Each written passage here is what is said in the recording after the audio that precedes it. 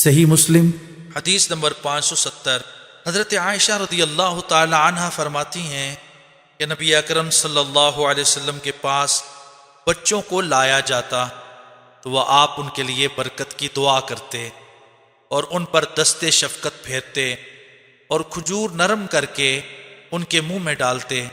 ایک بچہ لایا گیا تو اس نے آپ پر پیشاب کر دیا، بس آپ نے پانی منگوایا اور اس کے پیشاب پر بہا دیا اور اس کو نہ دھویا۔ صحیح مسلم حدیث نمبر 571۔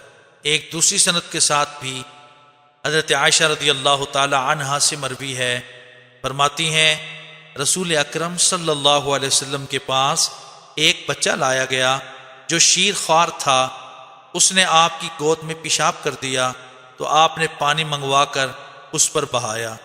صحیح مسلم حدیث نمبر 572۔ ایک اور سند کے ساتھ بھی اس کی مثل مروی ہے۔ صحیح مسلم حدیث نمبر 573۔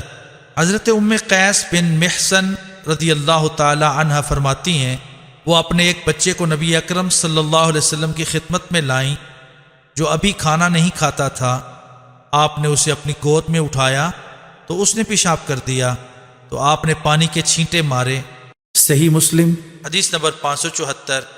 ایک اور سند کے ساتھ بھی اس کی مثل مروی ہے، اس میں فرمایا کہ آپ نے پانی منگوا کر اس پر چھڑکا۔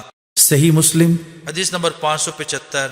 حضرت عبید اللہ بن عبداللہ بن عتبہ بن مسعود رضی اللہ تعالی عنہم فرماتے ہیں حضرت ام قیس جو پہلی ہجرت کرنے والی خواتین میں سے تھیں جنہوں نے رسول اکرم صلی اللہ علیہ وسلم کے دست مبارک پر بیعت کی تھی، اور یہ حضرت عکاشہ رضی اللہ تعالی عنہ کی بہن ہے اور ان کا تعلق بنی اسد بن خزیمہ سے تھا۔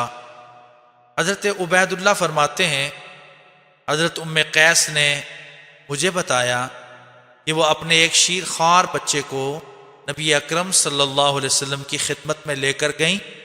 وہ فرماتی ہیں ان کے اس بچے نے نبی اکرم صلی اللہ علیہ وسلم کی گود انور میں پیشاب کر دیا تو آپ صلی اللہ علیہ وسلم نے پانی منگوا کر اپنے کپڑوں پر چھڑکا اور ان کو اچھی طرح نہ دھویا۔